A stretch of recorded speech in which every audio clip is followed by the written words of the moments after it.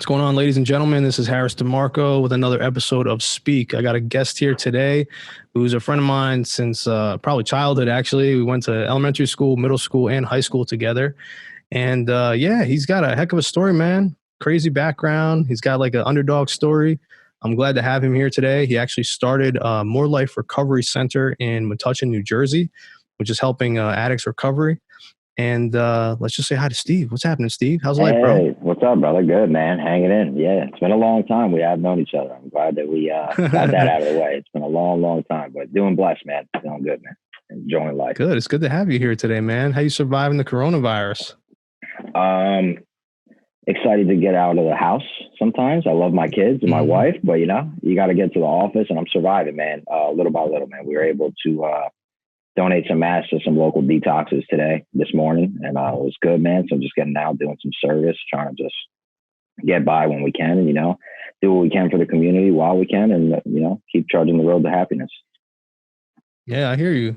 So how's everything going? Like, you're still up and running? Like, I mean, I would think that you guys are pretty essential. Dude, yeah. So there's actually a very long licensure process in New Jersey. We've been in process for 2 years. The state of New Jersey, for one reason or another, they don't just allow anybody to open here. So we've been in a long queue, what they call it, and been waiting for this license. So prior to Corona, we were one step away, one email away, and our rep called us and said, hey, unfortunately, we're really backed up, so we don't know. So we got an email today, and we're hoping by tomorrow or the next day that we'll have our license, man. We'll be able to service the community here. So we're not actually open yet, but we're just prepping right now, and it's been like a very long journey, man. But it's been a dream come true. So like I feel like antsy because I'm like right at that point where like something I've worked extremely hard with my team. My team is great, man, and we've really done a lot of footwork to get to this point.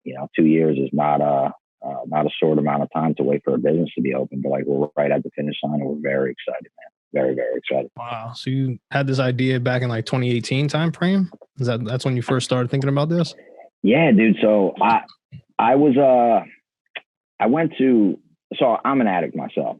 I suffered from heroin addiction, crack cocaine, coke. Anybody knows me. I was, they knew me as a guy in Edison that was like selling drugs and using drugs. And like, I wasn't primarily weed. I like loved selling weed. I had like this, it was like my thing. I just wanted to be like the best weed salesman ever. And fortunately, one of my buddies had got arrested with a bunch of weed of mine, and he went to jail for 7 years. And oh shit, yeah, man, Reggie Law, it's my man. He's the man with the plan. And you might know his brother, Tommy. A lot of people do. And I steered Reggie in a bad direction, and he went to jail, man. He went to jail for a long time. He took the raps, and like to talk about it now. I've talked to my legal counsel. It's been past 7 years, and like I'm happy to say Reggie's out of jail.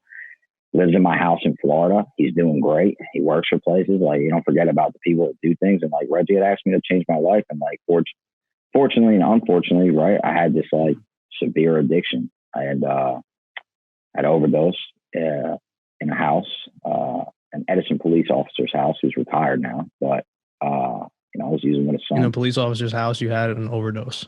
So So he was using too. It's not surprising to see like officers who are using. No, it wasn't him. It wasn't him that was using. It was his son that was using. So I won't say he's retired. So he's struggling with it. It's like no matter who you are, like addiction, I feel like hits you in some way or another. Even indirectly. Like that's insane, dude. Bro, so you were in his house and you overdosed. What the fuck? Like, I'm glad you're still alive. February 24th, 2014, dude.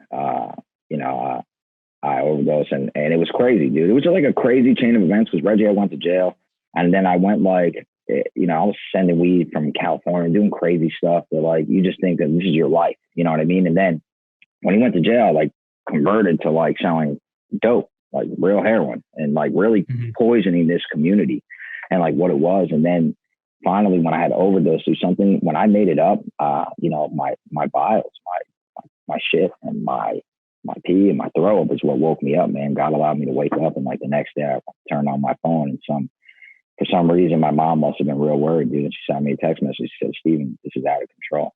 Like, here's the name of 2 rehabs that you can go to." And that day, my Uncle John and my mom bring me to a rehab a couple hours later.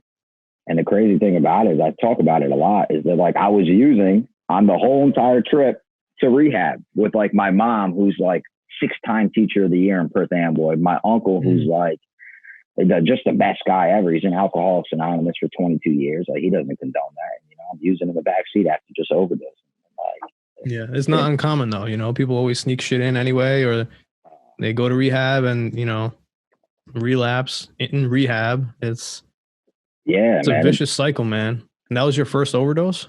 That was my first and only, dude. And I went to treatment after that, man. And I committed to, I went to a place called Seabrook House and committed to just like trying to change my life, man. I cut out everybody and like friends like I reconvened with now and like everybody's doing well, which I'm like, I'm blessed. And that was like, I was really like my mission, man. I wanted to get clean. I've always been that person that like I could easily steer somebody in this direction or that direction. So I wanted to like say like, hey, I can do something positive. Like, well, let me show them that I can do this positive and live this positive life, and then like engage them in that positive life and like try to flip the mentality of like how we live. You know what I mean? And what we're doing. Like you have to wake up one day and say like, I'm an adult.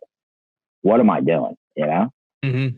It's hard to get out of that though, you know? I mean, it's got a really tight grip on you the whole fucking time. So like saying that is great, but like it takes a lot to even get to that state of mind. And for you, it was the overdose. You know, some people don't even get that chance. They overdose once and that's it. Yeah. But when did you first start like using heroin, if you don't mind me asking? Yeah, dude. So I want to say 2012. Like getting there. So like I started just like, you know, started with the oxys and the pills. And I thought like, hey, this is a pill form. I could just kind of do it. And the next thing you know, boom, that quick, man. In a matter of like having no money. Cause like when I was selling drugs, I was selling drugs to just sustain like a bunch of pills. It wasn't like selling drugs to make money. Like, yeah, made a little money here and there, but it was really just like, let me sustain my pill habit and let me get all my friends high. Like live a real negative life. You know, that was like my goal. And it wasn't, because you just sit in that misery and you want everybody around you to be in that misery as well. So you can't get out of it. So yeah, it was probably like 2012. I was really just stuck on, hey, this is my life. I was living in a walk-in closet on the bottom of one of my buddy's house and he kicked me out. And then I lived in a shed. Oh, shit. Yeah. In a walk-in closet there. I kicked out of a basement, walk-in closet. It was not, it had no like insulation, had nothing. And, like to get That's no way to live, man. It's no way to live. And were you injecting or snorting or what? What was your method? I injected once or twice, and I was really just a snorter, man. Cuban guys, us Cubans, man, we like sniffing shit for some reason. And I don't know why. So we think we're Tony Montana, and fucking we just live that bullshit life and that dream. Yo, when did you first see Scarface? Because when did you first see that shit? Bro, when I was a kid, I was watching at my grandpa's house one time in Hialeah, Florida, and I was like, this is great. And he was like, this is fucking disgusting. Why are you watching this? He got real upset and I didn't understand why. And he was just like, Cuban people aren't that way. You know what I mean? Like we're educated people. Like, yeah. So dude, what about you? I remember watching that movie too. And I must have been I was probably in elementary school, maybe middle school, whatever, really young. And I don't know, something about that lifestyle and you see all that money and like, you know, family's not doing too well. And you see that you're like, huh, drugs, interesting. And you start to like think about that shit. And you're like, I want to be like those guys, you know, fuck being, you know, this or that. So I think that was like a huge influence on you. Yeah, dude. Like on top of your environment, like what was it that got you even into that? Honestly, dude. So like so from like the age of 13, I probably picked up my first like couple ounces of weed. And then like I was consistently always known as that guy in Edison that sold weed. Like it's just what people knew me as for a long, long time. So I just consistently started living that life. I remember it was because I wanted to go to like this prom and like some senior had invited me to a prom and I was like 14 and that's when it like really took off. I was like, I couldn't afford it. My mom's a single mom. You know, I lived in a little house in Edison right by East Norwood by Edison High. And I had a 2-bedroom house. I shared a room with my sister and like, we weren't rich, man. We were poor. So I remember my mom saying like, yo, you can't go because I can't afford to get you like a suit and tuxedo and all this stuff. And I was like, man, fuck that. I was like, I'm going, you know what I mean? Like, and after that, man, I just started really living that life. And I never gave up. Been arrested a handful of times. Luckily all misdemeanors and like a bunch of different situations. But like that life just took control of me and I never stopped. Like I got arrested when I was 12 for stealing a car and crashing into a bunch of stuff. A bunch of people heard that in Edison. I was like in the trailer parking. And like ever since I did that, like my life, I just got such a rush from that, like adrenaline and what was going on. Like I almost enjoyed it. I almost enjoyed it. And that's why like now I can like really see what went on. And that's why it's like we're in the behavioral health sector. You know what I mean? Because like it was these behaviors from like, there's no surprise why I got kicked out of, 3 middle schools and 5 high schools. You know what I mean? Because I had a behavioral issue. I was just drained. I didn't know how to act. And it's not like fault of my mother. My mom's a 6-time teacher of the year. You know what I mean? Yeah.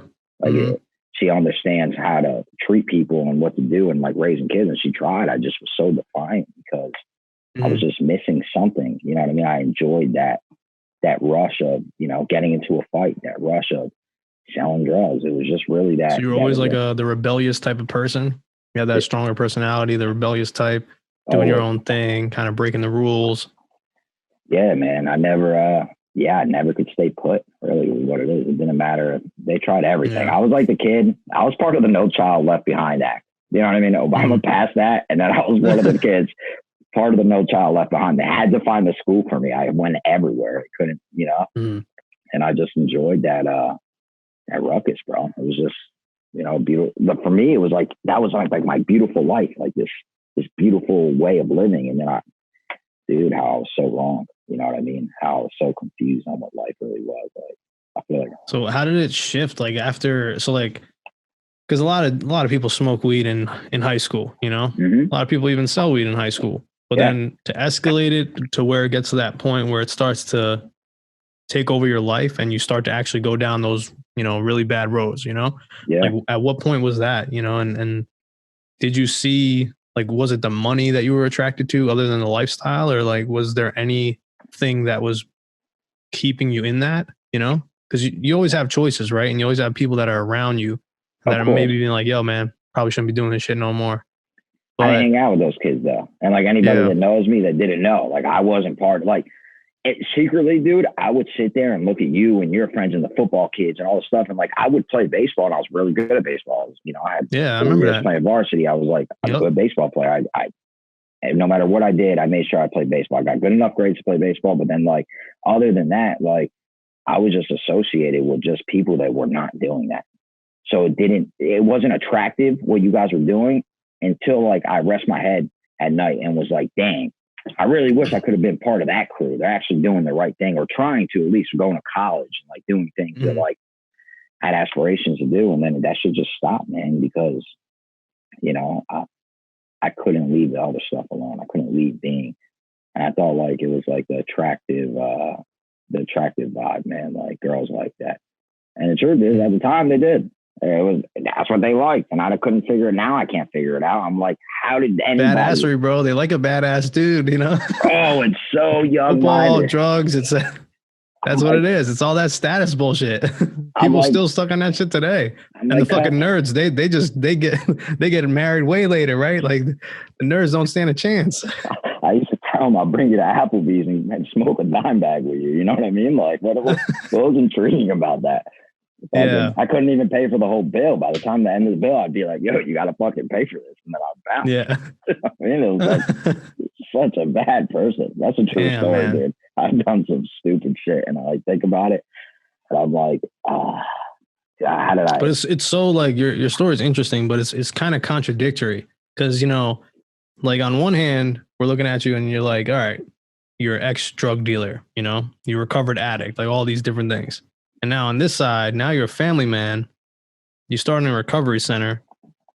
Like, it's just very interesting. And the redemption, like trying to swing the story around, on a positive light. And I definitely, applaud what you're doing because you're doing the right thing. But it's like, yo, like all those years, that you did bad things. Like, how do you account for that? How do you face that? And look at yourself in the mirror or hold yourself accountable for those type of things, Of course, bro. So I'll tell you, it's crazy you said that, man. So I've had to make a lot of amends to a lot of people, man. And I'm not going to mention the lady, but there's a gentleman who passed away in Edison a couple years back when I was first starting this journey. I used to use heroin with him, right? He didn't overdose and pass away with me. I was already in treatment when I found out, but I felt the need, right? I had this list of people that like I've really harmed and like this long, and like his mom was on that list. Why? Because like I introduced him to the lifestyle, and that was just to me just as bad. So like man, it fucks me up when I talk about it. It's reach out to his mom. I had a year clean, and I was like, hey, this is what I did. And a week later, dude, she sent me this teddy bear, and in the teddy bear, she cut the back of the teddy bear, and she put a fucking tube of her son's ashes in there, and she said, "Just do the right thing, please." And she's like, "I forgive you." She was like, "I forgive you." And she said, "I love you, and just keep this teddy bear near." Mm-hmm. And it's crazy because my son hangs on to that teddy bear, and he knows that's daddy's bear. You know what I mean? He'll say, "That's daddy's bear." And I get mad when he'll try to like feed it milkshakes and stuff. And I'm like, you can't do that with that bear, buddy, Yeah. And, that mom changed my whole perspective on life, dude. It really did, man. I no longer wanted to be an angry, like bad person, dude. They talk about like this awakening that happens when that lady, who, like I said, I'll leave unnamed, but like, dude, when she sent me that, she has a daughter our age, and her son passed away, dude. And like for that mom to do that and to stay in touch with me, dude. So now like I had like this mission, dude, inside of me, like, and I've had it. Helped a lot of addicts, dude, in that amends process, dude. Probably, I did some calculations of like how many people I've actually placed in treatment. I've probably gotten about 3,000 people help, man, over my time. So like I continuously like try to like help people unconditionally. Like I don't care. And people know me like in the industry, they're like, Steve Buron does so many scholarships. Like I'm a product of like a half scholarship when I went to treatment, and like try to give back, man, as much as possible and just do the right thing, dude. I feel like if I do the right thing, like the right thing will happen. If I continue to do it, man, like, yeah, I was contradicting myself for a long time, right? I was doing negative shit, try to live, but like, yo, what can I do? I can either sit in my misery and continue that lifestyle, which is easily done, right? Especially when you get a little bit of money, right? You could easily go back to the streets because it's like additional and it's that, and, it's a snap of a finger. You can be there. But like morally and ethically, like in what I believe in, like I can never allow myself to go back to. And I've realized that like, you influence the people around you, whether you want to fucking believe it or not. And people are very naive to that. Like you're a big influence, dude. Like when I see people like you, like just riding dreams out, like that's the people that I love. Like I deal with a couple local artists that like, not that even like, I just want to see people do well and like see their niche and their craft and like build that and elevate it. And I see like a couple, like, I just support people, man. I think that's like my biggest way to make amends to people. Just support whatever anybody's doing and like meet people where they're at. Like, stop being judgmental. Stop being this fucking asshole. Like, why don't you just meet people where they're at and like try to help them through that process and whatever they're going through, dude. It doesn't matter if like, dude, if we hang up here on this podcast and you call me, like, I feel like I have an obligation as like a person to listen to you because you don't know, like, or like the fucking guy from Sprint. He wanted to talk to me for an hour and a half in the middle of a pandemic while I'm trying to get Chinese food. No lie.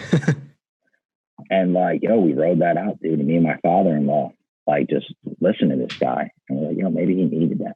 You know what I mean? And there's not enough of that shit coming around, man. And totally, bro. And you never know like who you're gonna connect with either. That's another thing, like I believe in change. I believe that people, obviously behavioral changes are possible. It's that internal programming, that shit in your head that you're telling yourself, and you have to rewire that. But I definitely believe that just from you making those decisions to shift gears, you've made a difference, and you can put your past aside. And that's the only real way to like get ahead, right? Like there's certain people that may be listening to this that might be addicts themselves who are not getting help right now or trying to figure something out. And that's what I hope. I hope to like reach people that are having similar to you, you have a recovery center. I don't have a recovery center, but we're having this platform here to have this conversation, try to bring more awareness and kind of touch more lives. Like I've had family members who struggle with heroin addiction and alcoholism and all these different things. And I've gone to rehabs with them as a support. And I've sat through those sessions and stuff like that. And I've still seen people overdose, and family members overdose. And it's just like, it's heartbreaking, when you see that so many times. And I remember like, even like in high school, like we would like I would know people who would sell drugs and stuff or do things like that, and like I wouldn't really give a shit. Like I'd be like, all right, whatever. But then as you get older and you see it's affecting people, then you're like, yo, you get those bitter feelings, like the anger, and the defense stuff.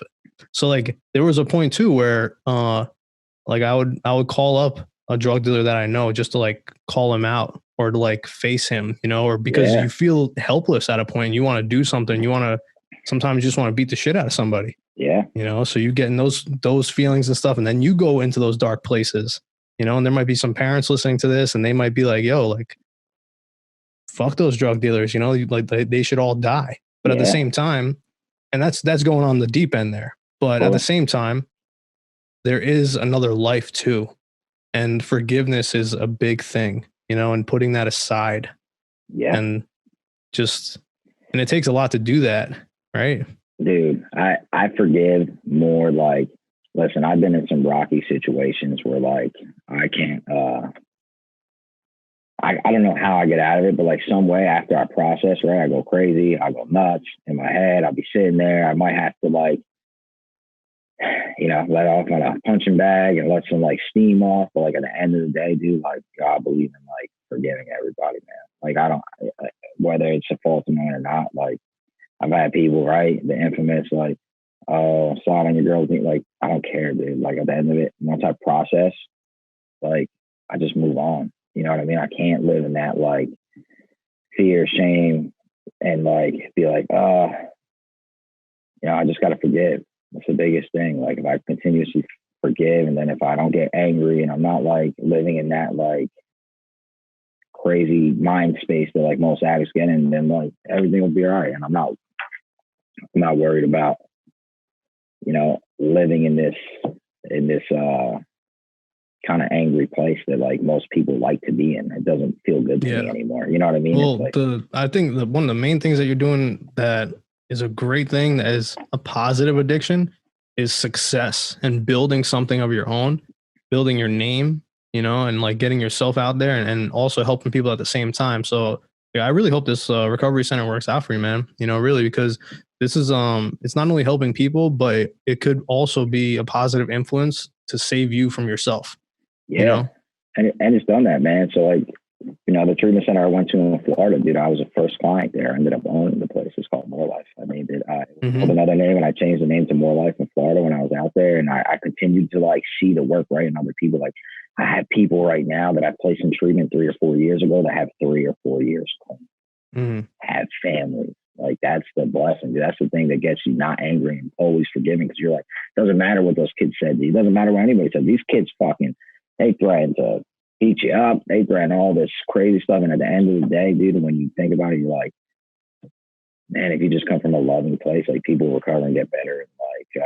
And Metuchen's different though. I will say, like Metuchen is, for me, man, it's like coming back here has been crazy. Like, we have a different niche. So like, I know I've talked about, like I've sold weed and like do things. So like, I'm a big believer in like being a productive member of society and doing things the right way. That's what I want to do now. So New Jersey is one of the biggest medical marijuana states in the country. They believe it. If you've ever been on Suboxone, you're automatically approved for medical marijuana in the state of New Jersey. If you've ever been to a rehabilitation center, you're automatically approved for medical marijuana in the country. What's happening, dude, is a lot of these people are just getting very addicted to the Suboxones of the world and everything. So like, we're the first treatment center at an outpatient level that will allow medical marijuana as a resource through our doctor to go ahead and help these kids really get off this addictive medicine stuff. And it's very monitored, it's collected like a medicine. And it's really utilized appropriately to make sure that it's like benefiting these clients that are coming from, to suffer. Because the problem is that, why do addicts realize? You mentioned it. So I don't know if people really realize that our success rate for people completing treatment in the United States of America is 18%. 18%. Wow. That's pretty low. It's really low, man. Right? You would think that it would be so much higher. Nationally, it's 18%. I'll give you a little quick number. That's crazy, dude. Yeah. I was the third medical marijuana treatment that allowed medical marijuana in Florida. I was the third one in the state of Florida. And I'll give you some numbers. The numbers are we had 26 clients. In a matter of 30 days, we had 0 people leave treatment. 0. In a matter of 30 days from when we implemented it to there, 30 people. Nobody's leaving this. 30 days, excuse me. Nobody leaving treatment. So how does that work? Tell me how that works. Like if you're a patient, right, and you sign up to the recovery center, like how do you? Because I mean, it's still I don't know why it's still illegal. Federally, it's a Schedule I narcotic, right? Yep. Still, but there is a lot of medicinal value to it. There seems like there's a lot less stigma going around for cannabis. Yep. And there's a lot of even dispensaries, right? In New Jersey, I think there's like maybe close to 10 or 15 or more than that. I should look that up. Yeah, I'm not really sure. I know the one in Woodbridge because one of my buddies works there. So I know we've been talking with them and trying to work hand in hand with them to eliminate, us ever having to go to the dispensary, right? I want to eliminate behaviors and try to do things rather than come to us. So we've been actually in talks to see how we can work that out. But it's strange because you would think that like, how can you? I mean, you use like Suboxone anyway, so why not try something that's more natural? Is that like the approach? Or? Exactly the approach. So let me ask you, if somebody's on Suboxone for 30 days, right, taking Suboxone twice a day, I know this because I've done it. And any addict who has been on Suboxone will tell you, take Suboxone for a long period of time and then cut it cold turkey. See what happens. See if you're not shitting yourself, can't move, paralyzed in your bed talking about, I'm freezing. Everybody's worried about you. You're as pale as could be and you can't move. Tell me the last person you've seen ever withdraw from marijuana. Now, they go mentally stir crazy sometimes, right? That is a thing because the obsession is still there. You want, right? But these kids that have been to treatment center after treatment center after treatment center, they cannot sit in their skin. So they go to the Suboxone route, which is addictive, right? Which ultimately like stops them in their tracks. And like the goal is maybe that the medical marijuana, if they are a patient, maybe they're not long-term. I just want clients to be able to sit in their skin enough to be able to get the therapeutic value of what rehab is. And those kids cannot do that. And the 18% success rate nationally, is what's going on. 18% nationally, you know what I mean? So we have to figure something out. And MMJ, medical marijuana, is not for everybody. It's not something that like, oh, this is a great fit for me because I want to go get high. No, it's a great fit for the person that has been to multiple treatment centers that cannot sit in their own skin and they cannot get help because they're unable to seek treatment and be still, right? Most guys cannot be still. They're either going this way, that way, moving. Hey, gotta go here. You know what I mean? They can't. They're so antsy all the time. It's that mental game, right? Yeah, dude. But I'm interested to know how many people actually use medical marijuana to fight addiction and how many actually like the recovery rate for that. Yeah, I've been a medical marijuana patient for 2 years. And I use it as prescribed for nighttime use. I'm not ashamed of it. I've been more active telling people because I'm such a firm believer in it. And like, I'm at a crossroad and I did some inappropriate things, right? When you're in recovery, it's not like, hey, I'm perfect. No, that's not the case. I did inappropriate things. My wife was leaving me. It was like a big thing. Luckily, we were able to hash it out. And like, it was like this big ordeal. And like, right, I called myself on Route 1 in a hotel, really like thinking, hey, what's the next move for my life? You know what I mean? And I had 4 years. So, right, I'm thinking something's got to give. And I'm contemplating, smoking crack. And one of my buddies calls, ironically, I'm going to the gas station. I'm like, let me go get some Newports, calm my mind down. And I'm walking and somebody sees me and I'm like, my buddy sees me and he's like, Steve, beeps the horn. He's one of my very close friends. And he's telling me, like, yeah, I'm a medical marijuana patient. And then like, for some reason, like my mind slowed down and I started doing research. And I was like, you know what? Maybe this plan that I had wasn't such a great idea. What's the possibility that I pass somebody who's like such an enthusiast about medical marijuana? Like, so God had to be working in my life, my God. And then like, I started taking a look at it, you know what I mean? And what it really did. So I started like, really doing some real research about like how this could help with opioid addiction, with addiction, period.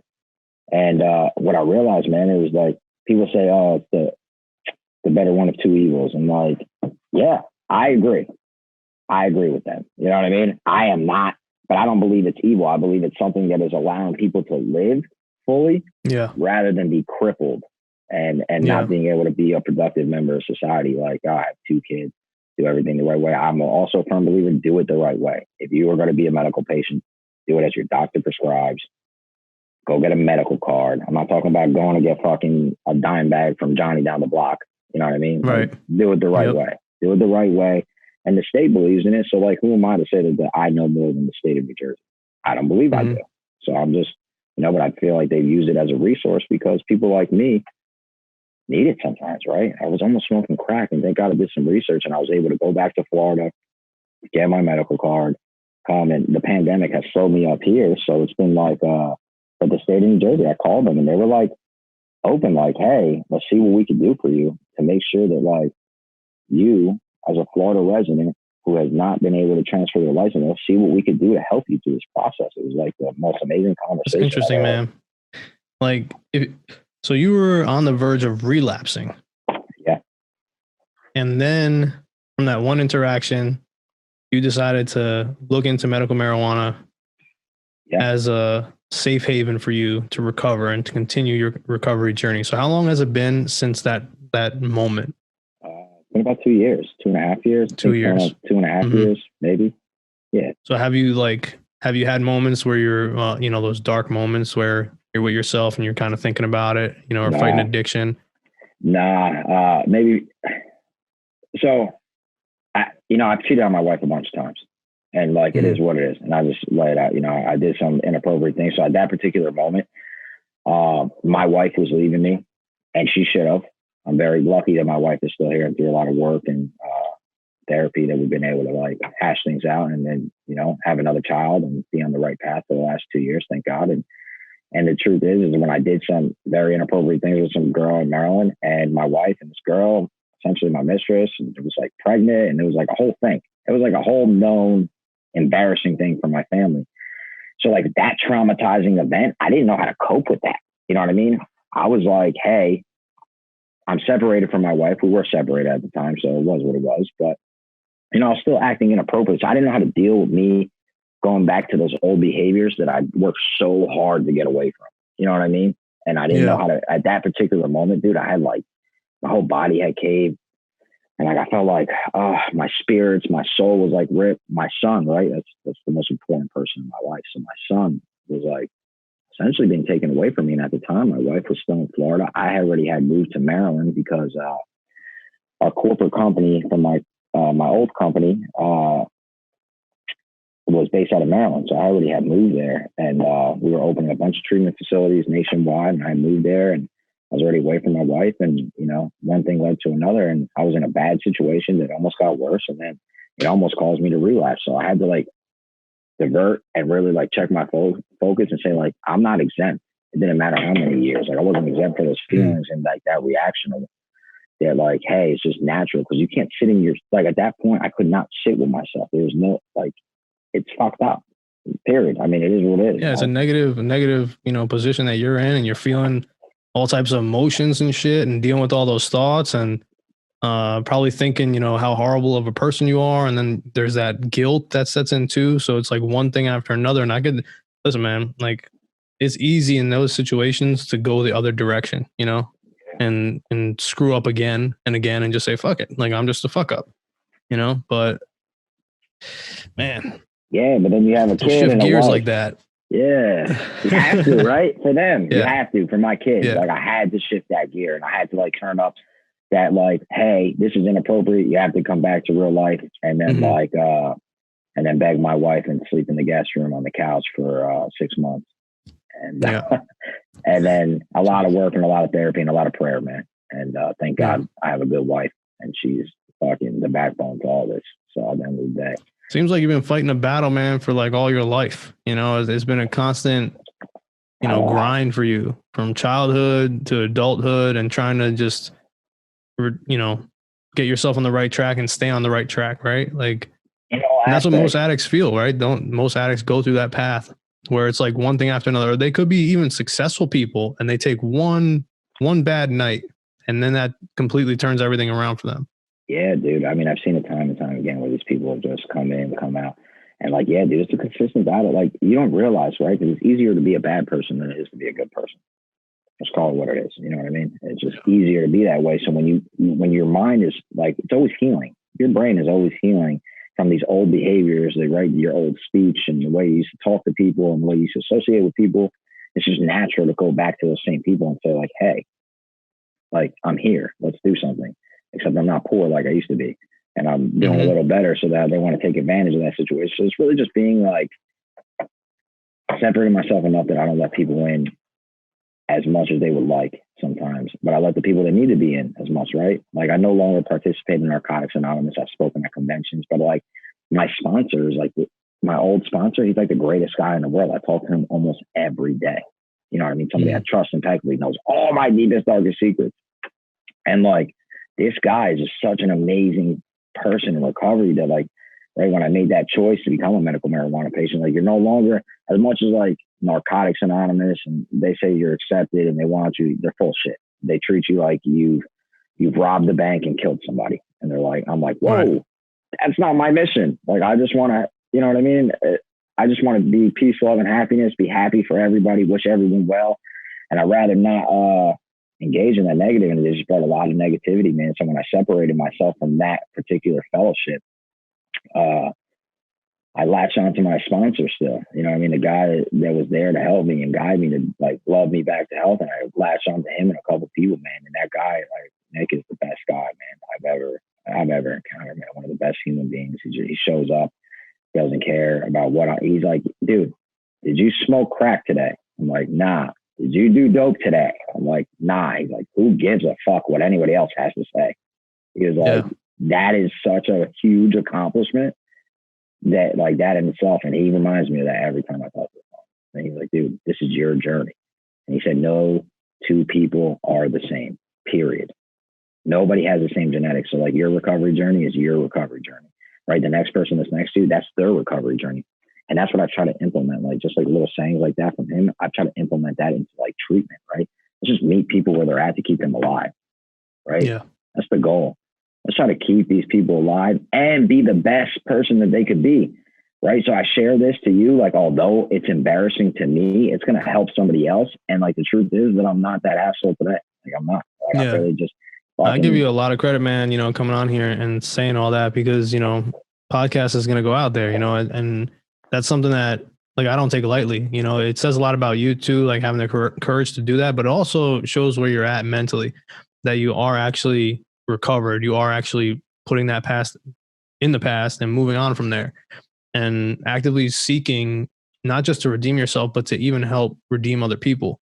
So that's great, man. And, you know, like on the medical marijuana topic, like, it's funny to me how it's still illegal because I see so many things on the West Coast all the time. I follow a lot of people on the West Coast and people are, it's like hippieville over there, man. Or in Austin, Texas, or all those places. And they're getting high doing like spiritual rituals. They're talking about your energy, all this stuff. And yet it's you got to jump through so many hoops just to get a medical card. And there was even a study that's being done in Johns Hopkins for psychedelics and like magic mushrooms and stuff. They're talking about how that can help people with addiction, and all this stuff is coming around now. Meanwhile, the opioid epidemic has been around for how long, you know? So it's crazy. Dude, the Kings, I will say, it's not my treatment center. These boards called Road to Recovery, man. They're amazing. So they're like the first advocates to like put medical marijuana on the map, right? And now they're like dealing with somebody and doing something. They're willing to. These guys are great. And what they're doing is to find resources to like treat for anxiety and depression with ketamine. And they've done it. Yeah. They've done it themselves. And they're like, I was like, bro, ketamine is a little intense. Like, I don't know if I'm going to do that. And they're like, bro, let us be the example. And like, when I tell you that like these guys like believe in this, like that there's not one recovery, and they were like really like they were the kings of it, man. They really came out on Jump Street. A couple guys that were in recovery and were like, yo, this is our recovery. and like, we're going to find what works for people. And like, they rolled that out and like people followed suit. And I was like happy that they're like my boys and like, they let me into whatever they're doing. Cause like, it just really just helps you get more creative on how to keep people alive. Right. So that, because like nobody, that's the whole thing, is that nobody can say that like they've been on the other side, or if they can and they work in the field, sure, but nobody can say at the end of the day like they've been on the other side of the line with a mother and father and have to say like, yo, your kid's gonna fucking die in the hospital. Yeah. Like I have to do that 7 different times. Everybody's recovery is different. Everybody like lives a, you know, so you have to meet people where they're at and try to help them, because right, they're always selfish, right? These people are so fucking selfish that they're like, oh, NA and all this. And I'm not saying that doesn't work. That gave me 5 years of recovery. You know what I'm saying? Like, it works. They love me back to help. I have a lot of respect for the fellowship, but it's not the only way to recover. You know what I'm saying? And what's happening is these people are believing that it is, pushing them out of the rooms.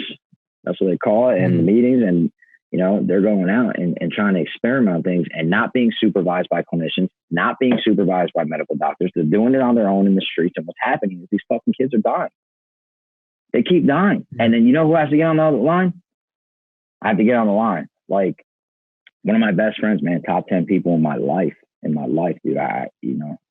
My boy Mike, he's an Edison kid. He's 2 brothers. A lot of people know him. Like, one of my best friends. I've done drugs with him, and I was able to be on the other side and like help, right? Be part of the solution. And then when he passed away, dude, just opened my mind even further to like, yo, we have to keep going. It's never ending. It's not like medical marijuana is a solution. NA is a solution. AA is a solution. Yeah. Like, it's about like really you got to figure out what's right for that person. And it takes a lot to dive into that individual case, you know, and to spend that time and energy with someone and to guide them while they're going through their own demons, you know, that it's a crazy battle. It really is, man. And just, I mean, talking about it always like brings me back to like moments I had, you know, I sat in the car as a support and I spoke to certain people that I knew and I'm trying to walk them through it, or, you know, and to lose them, you know, and it's a really painful and fucked up feeling. But I agree. Like we definitely need to keep researching, doing more science, whatever it is, and meeting people where they're at. Like, I like the way that you said that. It's definitely true, man. People ask me all the time. They're like, in the rehab world, they're like, are you a medical marijuana advocate? And I say, I'm not a medical marijuana advocate per se, but I am an advocate for meeting people where they're at. Like, that's the biggest thing, brother. Like, yeah, of course I'm an advocate, like, when it comes to it, but at the end of the day, like, it's really just about meeting people where they're at, right? That's another thing. People think that everything is so absolute. Like, okay, then if he's a medical marijuana advocate, then that means that, oh, he's pro this and not this and all this shit. So they put you in that box, you know, automatically. But at the same time, like, listen, if somebody that is trying to recover uses medical marijuana and starts to show signs of schizophrenia or has a lot of anxiety, well, that's not the best approach for them. You know, they need another route. Some people don't smoke marijuana. Like, I had someone on here. I had Dan Fink on here. He works out, man. He's fucking building his body up, and that works for him. Those endorphins, that rush, that works for him. You know, like, not everybody is going to go that route. But it's just an available option. Yeah, I loved your interview with Dan Fink, actually. Yeah. And I don't know him that well, but I loved your interview. It was the first one I seen. I thought it was great. And yeah, he hit it on the head, man. He's like that same, you know, he's probably been through, he's working out, doing his thing. Like, it was great. Yeah. And he said the same thing as you. He mentioned that too. He said that he tried NA, you know, he did it. He loves his brothers and sisters there and all that stuff. The exact way that you just said it. I don't know that, like, the inside of that, but I can imagine, you know, that they're giving you this program and you have to follow this program, and it's like the Bible or no Bible, you know, like, you have to follow it like this. And for some people it works. They've been doing it for years, but for some people, they don't know that there is any other option. So yeah, that's interesting. That's so interesting how you both said the exact same thing about that. And that's why, honestly, dude, it was so great when I heard him, and I heard him mention it. I knew he wasn't participating. He was like, man, I'm more focused on, you know, lifting weights and doing, like, I love that stuff, dude. I love people that come in and are like, yeah, I want to be committed to, like, bettering myself, like, mentally, physically, spiritually, right? Emotionally. Like, that's the goal. And these people that want to come in physically, like, I love it, dude. They're letting out because they start the day wanting to go for a run or eat healthier and, like, do some things. Like, I don't eat that healthy. I'm losing a little bit of weight, but I'm not the healthiest eater in the world. But, you know, we have resources though, dude, right? because my business partner, Joe, he is healthy. He has bigger muscles than anybody I know. He could definitely help you work out and be on your P's and Q's. So like, it's cool, man. We have a group that's like, everybody can kind of work hand in hand and like really help these people, right? And like these medicines and all this stuff. Everybody talks about medicine, treatment, this, medical. I'm just like, dude, leave it up to the doctor, right? My business partner, he's a doctor. He's a director in one of the biggest hospitals in New Jersey. Like, leave it up to him to figure out what's appropriate and what's not appropriate. And then right on the other side, you have clinicians who are master level clinicians that went to school, right? I can't even remember their credentials. They're so long. I'm like, the heck, you know what I mean? That's Joe's job. Joe's the organized one with the credentials and all that stuff. I'm the guy that helps people get into treatment, you know? So, you leave it up to them though. Leave it up to the clinicians. Leave it up to the doctor to see like what works for this person. And if the doctor says like, hey, X, Y, and Z, I feel is going to be the best, like who am I to tell that fucking doctor that he's like, yeah. And that aspect, like he has guidance and he represents he's a director in one of the biggest hospitals in the state. So like, obviously he's treating a lot of people there and like, I trust his word. So it's been like a new journey, new partners, kind of like just excited, man. New Jersey's going to be great. I'm excited. We'd have a lot of fun. So tell me about your life now, man. Tell me about, your day-to-day stuff, getting things, up and running, waiting for this license to come through. How's your family life now, you personally, after everything you've been through? Yeah, dude, I'll tell you right where I'm at, man. I just like any relationship, it's always up and down, but like we're happy and we're great and we have our kids. So like my day, I wake up in the morning, my son is happy to scream, wake up in my ear, even though I'm already up. And he play a little game, squint an eye, pretend like you're sleeping. And he like screaming in my face. He's great. He's the sweetest kid in the world, man. He's like the total opposite of what I was when I was a kid. I was a real terror and he's great.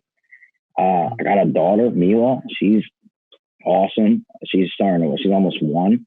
So I have a 3-year-old and a 1-year-old. And like, I have an amazing wife, man. And then I surround myself with like amazing people. I know Matt, like Matt's still my best friend.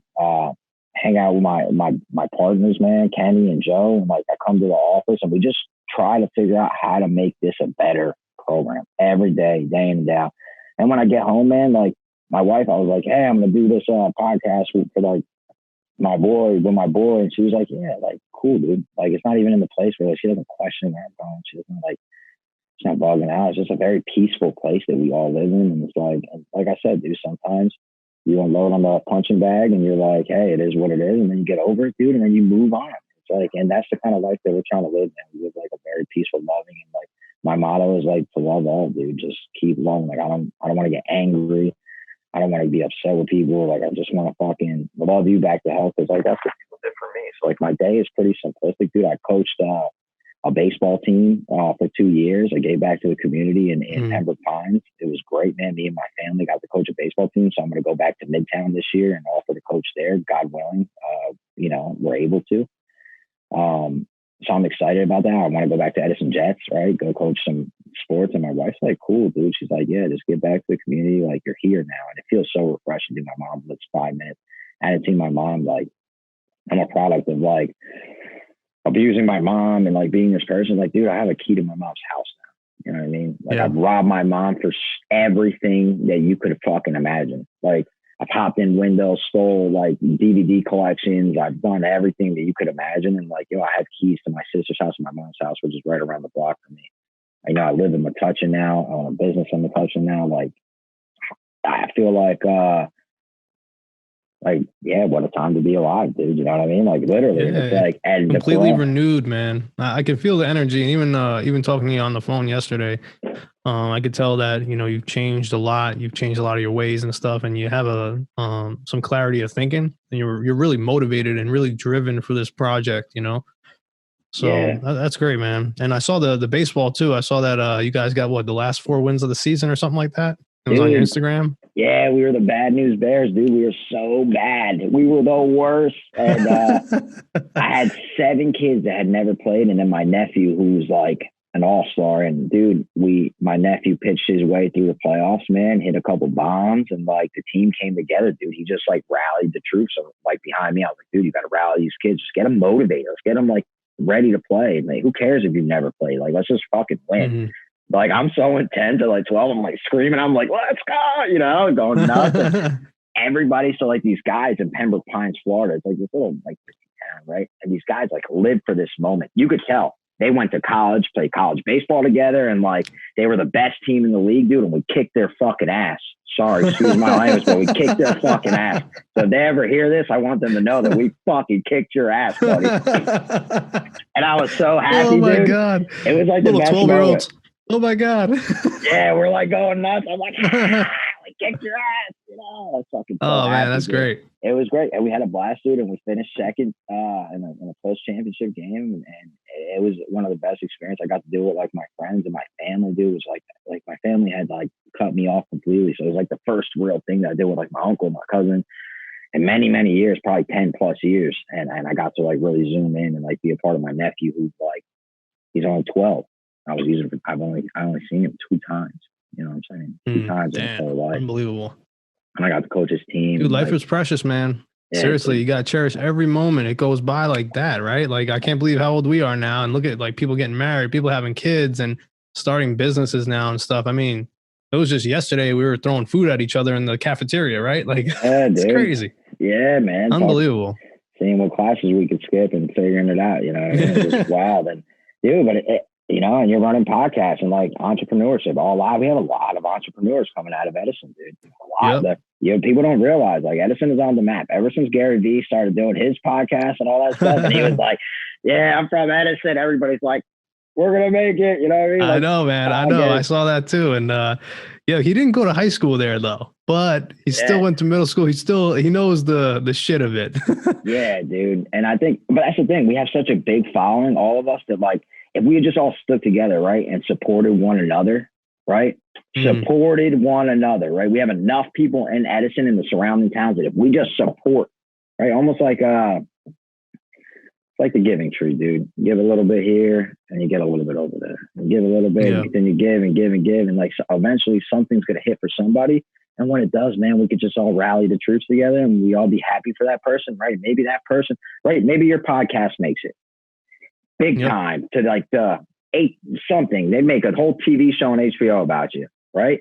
Yeah. And maybe you'll be like, yo, fucking Buron was on. Maybe he'd be maybe I could help him. Maybe I could help promote his book that he's writing, right? Maybe I could help. That's the way that I look at it. Like I look at like, right, I'm writing the Jersey Buzz. That's my book about me and my friends, and everything that we just discussed on this podcast, I wrote down on paper.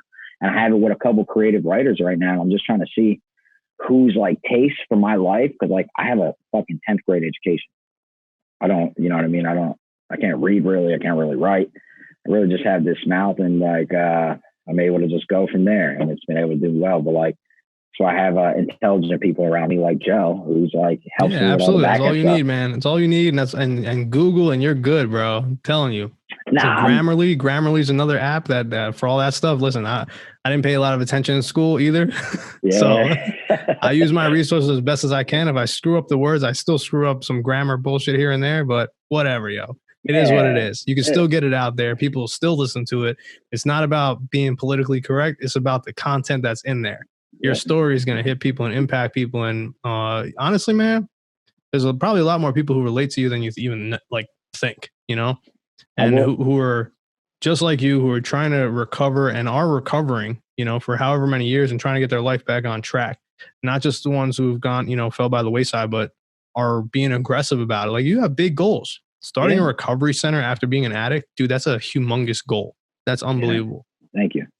I appreciate it, man. And we try hard, man. We'll continue to fight the good fight, man. We have great people. We have great people within the town that are really supporting us, man. Like, I've seen all the love, people just always reaching out, man. And like, and I extend my hand, dude. I never like if somebody's from our town, like if you're from Edison and you don't have insurance and you don't have a way, and you think that there's no fucking way out, I promise you I'll get you out. That's my promise on your podcast. I promise I'll find a solution for you. Like there's nobody that's left behind, dude. Like we're all from the same place. We come. I tore this fucking town up upside down. I'm like, that's my goal, man. When you asked me before, like conservation, I'm like, yeah. But now like my goal is just to get back to this town and like really just try to do something. So like that, I mean wholeheartedly. So if I don't hold my end of the bargain, like let me know. You call me out in another podcast or write a bad review. Write a bad review on More Life. I don't know what to tell you, but like I will help. You know what I mean? I will help every person that contacts me because that's my job. right? And not to just leave somebody, hey, oh, this guy don't got insurance, fuck him, just leave him over there. Like, the thing is, you know, the value that has for somebody, you know, like you've been broke, you've been in those shitty situations. So you just like, and that's all that people need, you know, and we're people. Like we realize that community is so important, like exactly what you were just saying, like you're coaching kids now and stuff, you're writing a book, starting a recovery center. All these things, man, are adding value to other people's lives. And by default, adding value to your life too. You're not just a guy who came from Edison, who didn't have, you know, money, who was selling drugs and doing all this bullshit. You're more than that. And you can become more than that just by making the right decisions and being diligent and working on yourself, working hard and surrounding yourself by the right people, you know, to uplift you as well. So it all comes together like full circle right there. So I believe you, man. You know, it's just how you come across. And, you know, that's why I asked you some of the, you know, the hard questions and stuff, because I knew that from our conversation yesterday that you're in a different place now. You know, it's not BS. It's not, you know, you're not blowing smoke. You're being an honest person, you know? I try, man. I try always.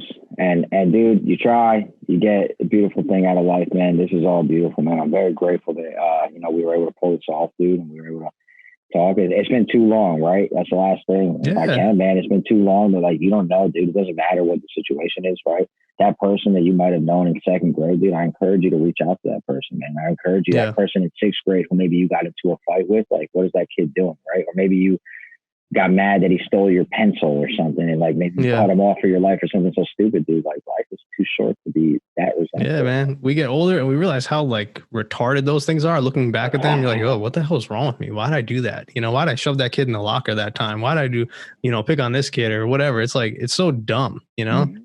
And only when we get older, we realize that.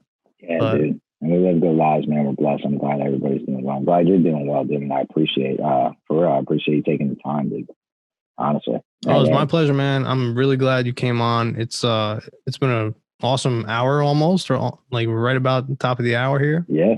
So how do people get in touch with you if they want to connect with you on social media or to More Life? How do they reach out to you? Yeah, Steve Buron, Buron on Facebook. And then you can go on moreliferecoverycenters.com or More Life Recovery Center on Facebook and on Instagram. And if, you know, my telephone number here is, well, I don't know. What is our new 800 number? Well, I'll give you my personal number. I don't really know it yet, so I'm going to do it. So it's 954. I'll leave it in the, why don't you text it to me and I'll leave it in the bio afterwards, the 800 number. Perfect. I don't memorize it by heart. I'm sure Joe does. So once again, moreliferecoverycenter.com, right? More Life Recovery Center. Metuchen, New Jersey. Yep. Yes, sir. Great, man. All right, brother. We're going to wrap it up here. Oh, man. Thank you, brother. Definitely, man. Thanks for being on. Peace. Thanks for having me. Take care, everybody.